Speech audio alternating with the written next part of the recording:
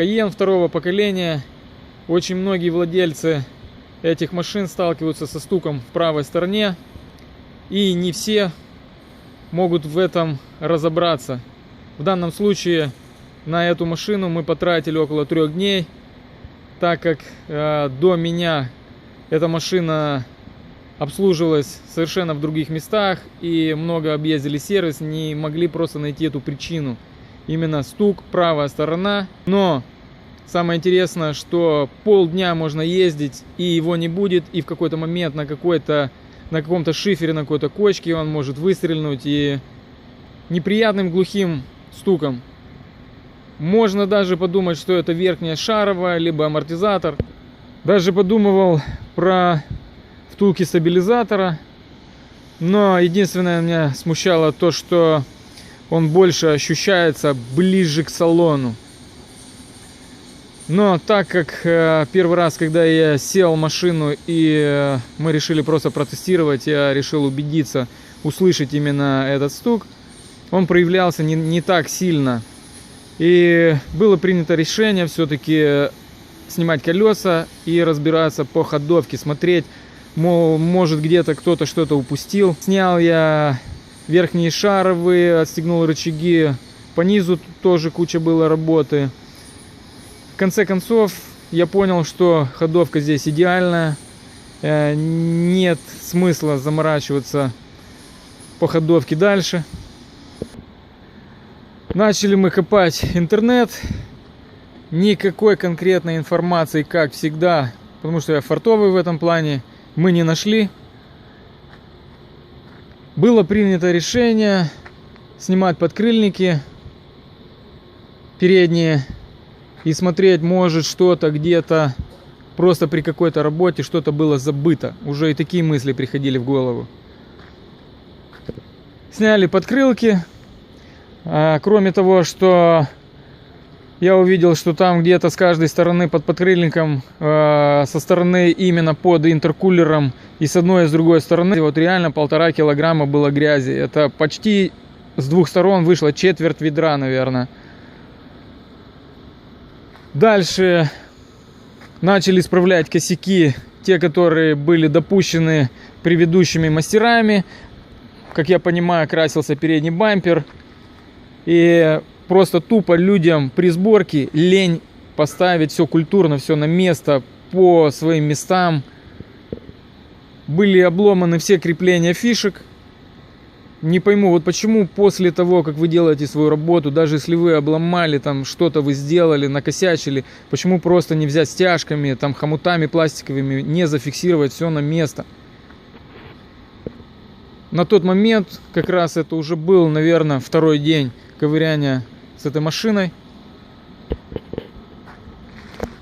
Все мы собрали на место, решили покататься. Честно скажу, после этого мы катались, наверное, часа 1,5, наверное, это точно. И ничего не было слышно. Я уже и думаю, может быть, вот эти все крепления, которые были обломаны, вот это все и создавало какие-то неудобства, дискомфорт. Как только машина попала на конкретный шифер, этот звук вот как будто стал еще сильнее проявляться. Вот я первый раз его тогда услышал именно отчетливо, вот конкретно, потому что шифер был протяженный такой, и вот оно начало тарабанить. Понимаю, что сейчас многие, наверное, ну давай, не тяни, рассказывай уже по факту, что есть. Но придется все-таки выслушать так, чтобы было конкретно понятно, потому что куча работы было произведено. Также, покопавшись в интернете, многие говорят, что бывает проблема с компрессором пневмы. Также мы посмотрели, залезли, компрессор находится вот с этой стороны. Получается, где-то вот здесь вот под пластиком будет. Значит, проблем я там не нашел никаких. Решил я все-таки еще раз конкретно покататься и прослушать на конкретном шифере, потому что когда единичный пробой, непонятно абсолютно, ты не можешь просто воткнуть, откуда это. При езде мне пришлось практически, наверное, обнять вот торпеду с этой стороны. Я к этому дефлектору просто ухом прислушался, и я отчетливо услышал, что вот откуда-то изнутри вот раздается вот этот неприятный, стук. Не знаю даже, как правильно его назвать, но скорее всего вот будет так. Было принято решение разобрать полностью бардачок. Чем и будем мы сейчас заниматься. Будем снимать сейчас вот эту заглушку. Дефлектор этот будет сниматься. Также накладка это будет сейчас снята. И уже далее, потому что без этого всего просто нереально снять бардачок. А изначально надо будет вот этот пластик нам тоже снять. Только после того, как это все я разобрал, и мы сели покататься именно без самого бардачка, я уже был на 100% уверен, в чем проблема. Я бы, наверное, никогда в жизни, если бы сам это не прочувствовал, я бы никогда бы не подумал на это. Просто это настолько вот нонсенс. Наверное, в Audi, наверное, вот в Поршах, Volkswagen'ах это может нормальное явление. Но в японской машине я такого никогда не встречал. И я так думаю, скорее всего, это именно проблема данной марки. И почему никто просто не отписывается и хоть какой-то намек даст, где копать и что искать. Разве так сложно просто поделиться какой-то инфой? И опять же говорю это, я говорю практически через каждое свое видео, что, ребята, делитесь инфой. Ладно, хватит лирики. Значит, разбираю сейчас бардачок, снимаю вот это все. И далее сейчас будем смотреть. Итак, начинаю с того, что буду снимать вот эту заглушку. Поддеваю вот такой лопаткой.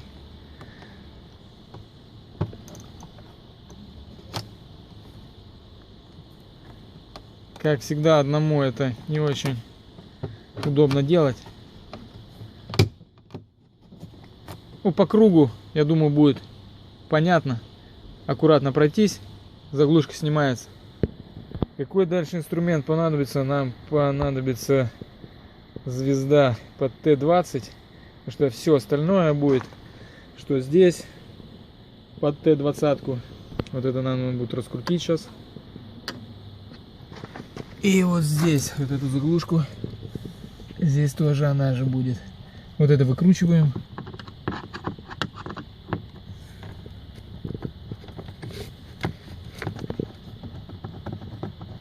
И снимаем. Также будут клипсы.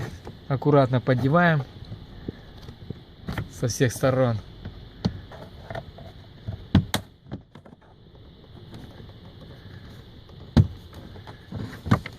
Вам-то будет поудобней. Одновременно снимать вам не потребуется. Так, здесь будут две фишки, подсветка.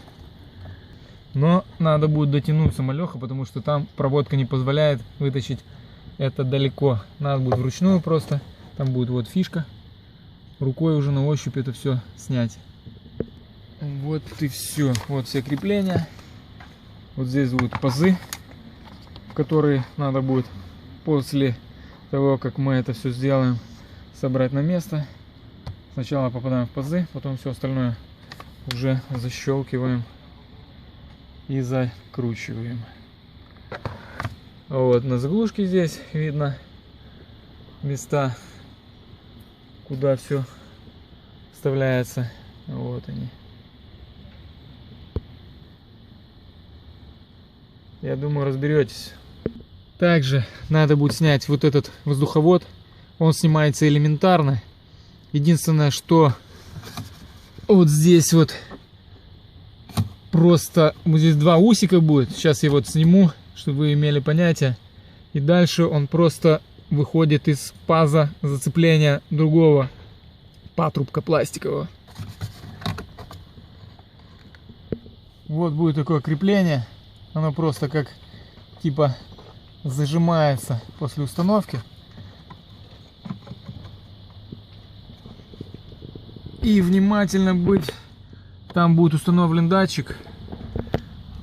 Сейчас я постараюсь его показать. Если смогу засунуть туда как-то телефон. Навряд ли у меня это получится.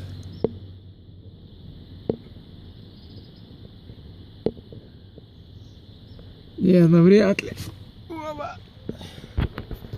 Сейчас уже все сниму и покажу уже по месту. Вот такой воздуховод. Вот здесь вот посадочное место как раз вот этого датчика. Вот он. Просто тупо прокручиваем в одну из сторон. И снимаем его. Аккуратненько. Не ломая. Вот здесь это я уже добавил, чтобы нигде не терлось, лишнего звука не издавало. Так, кто хочет узнать проблему, придется досмотреть видео до конца, так как на это было потрачено очень много времени. Снимаем дальше уже с бардачка два самореза. Вот один. Вот здесь. И аналогично с другой стороны. Откручиваем их. Чтобы аккуратно и без последствий снять этот дефлектор, вот будет видно вот такие уши. Вот. Металлические, блин, плохо подсвечивается. Вот с одной стороны. Сейчас я сделаю фокус. Вот оно. Левее, кто видит, вот я как раз сюда свечу. И вот чуть выше такое же ухо. Просто поддеваем аккуратно, либо отверткой, либо чем-то таким, и подтягиваем на себя. Можно, конечно, это сделать немножко по-другому. Просто тупо эту сторону вот так схватиться и подтянуть на себя. Но чтобы это было все аккуратно, поддеваем вот ухо с одной стороны, со второй стороны, и дефлектор уходит в эту сторону, аккуратно снимается. Так как я уже это делал, мне это уже полегче. Вот я его немножко в эту сторону вывернул. Здесь саморезы я раскрутил. Вот он у меня в руках. Фишку эту аккуратно снимаем. У меня немножко была запара. Вот видно, где она защелкивается. Тихонечко чем-то нажимаем и вытаскиваем. Дальше молдинг также на клипсах. Тихонько поддеваем.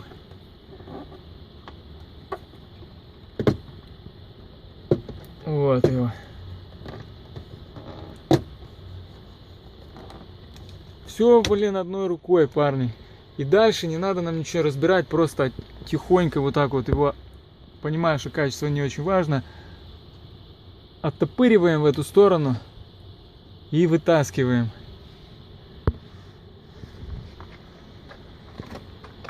Вот такие крепления. Здесь вместе с этой заглушкой вышло. Ну, ничего страшного. Кому надо номер, может быть, если я найду. Да, вот оно.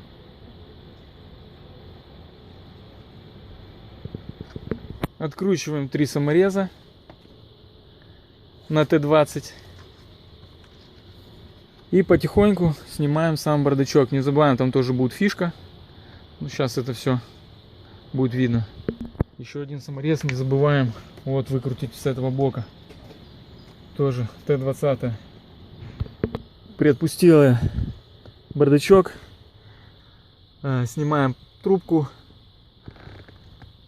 И снимаем фишки с подсветки. И здесь выключатель аэрбака. Тоже его придется, эту фишку, отключить. Возможно, скорее всего, надо, чтобы обращать внимание, чтобы зажигание было выключено. Но по концовке мы по-любому катались без этой фишки. И у нас загорелся именно ошибка по аэрбаку. Вот что получилось. Вот будет вот эта фишка. перед тем, как ее снять, надо ее взвести и вытащить. Вот с этими фишками немножко геморроя есть, потому что они, зараза, не всегда хорошо вытаскиваются.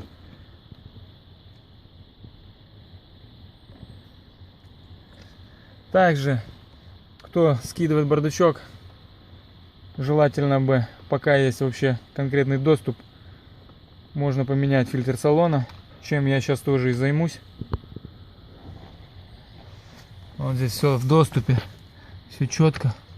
Раскручиваем также Т20 саморез.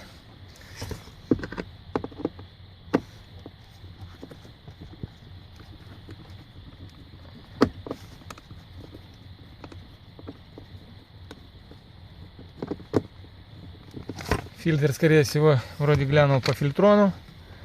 Так, здесь у нас все нормально. Больше, кажется, ничем не зафиксировано. Вот так вот. Вот такое крепление. И вытаскиваем фильтронище.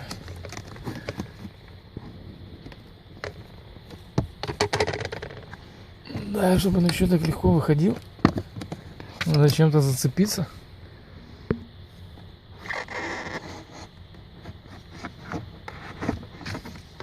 Итак, в принципе, еще более-не-менее, да? Так, вот новый угольный фильтр. Номерок. Сейчас буду собирать его на место. И если кто догадался, о чем вообще идет речь и в чем проблема, отпишитесь. Вот ради интереса. Сами так хотя бы по наводящим здесь вариантам додумались, в чем может быть проблема. Итак, интрига затянулась. Значит, всему виной оказался вентилятор печки. Когда я снял бардачок, мы поехали кататься, и я просто накинул правую руку в эту сторону, левую чуть в другую, и отчетливо мне ощущался пробой именно в руку, вот в этом месте. Получается так, что именно направляющие втулки вентилятора, они разбиты, и он гуляет весь, там болтается. И так как он находится в пластике, плюс бардачок, плюс получается ощущение такое, что это не здесь, а именно где-то в отсеке дальше. Именно как звук ходовой. Сейчас я его сниму. Для этого нам понадобится отключить вот эту фишку.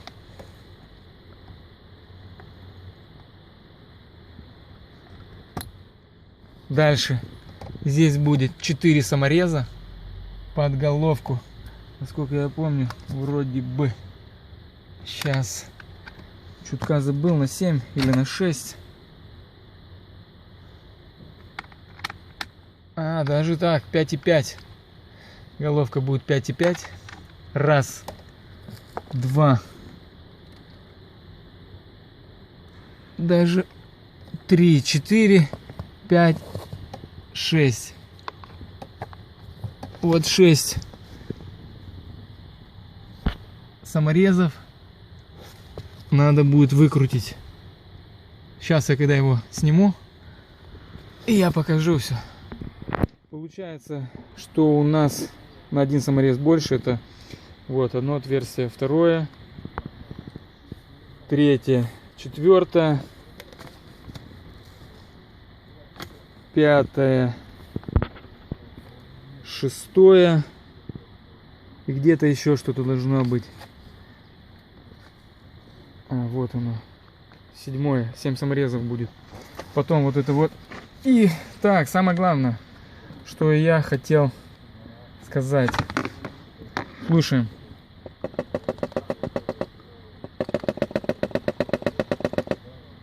Но когда это установлено именно в своем посадочном месте, этот звук сейчас вообще другой. Когда он стоит на месте и закрыто все бардачком, этот звук появляется вообще по-другому, его слышно. Итак, официалы, когда мы узнавали, зарядили нам за него космическую цену. Также, кому нужно номера, вот номер.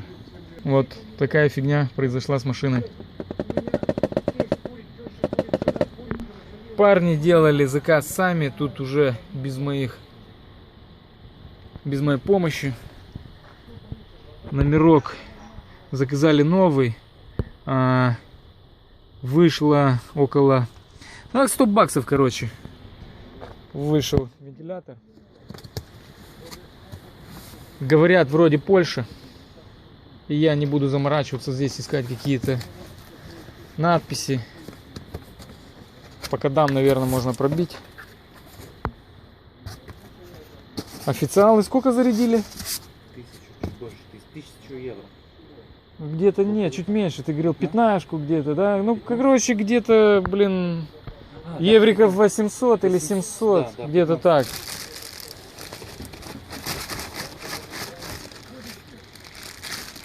Здесь даже и не пахнет никакими звуками, абсолютно ничем. Сейчас устанавливаю это, накидываем вот этот кожух и собираем все на место.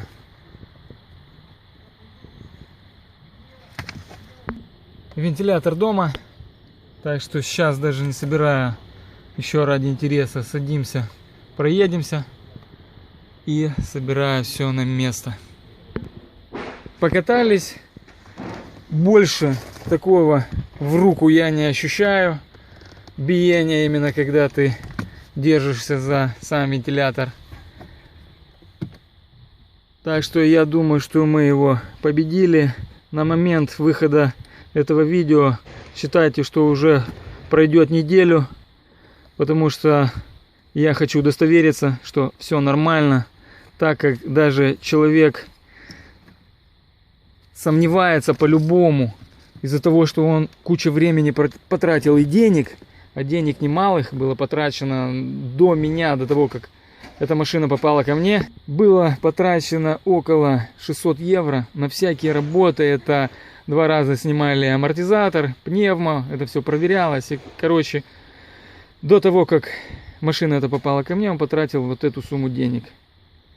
Итак, он будет кататься неделю, после этого уже, значит, если это видео вышло, все отлично, человек доволен и нет никаких проблем. По новому этому вентилятору, за него гарантию я дать не могу, так что каждый уже должен выбирать сам, что он приобретает. Если кому-то это было полезно, пишите, очень будет интересно почитать. Всем здоровья, всем благ, всем пока.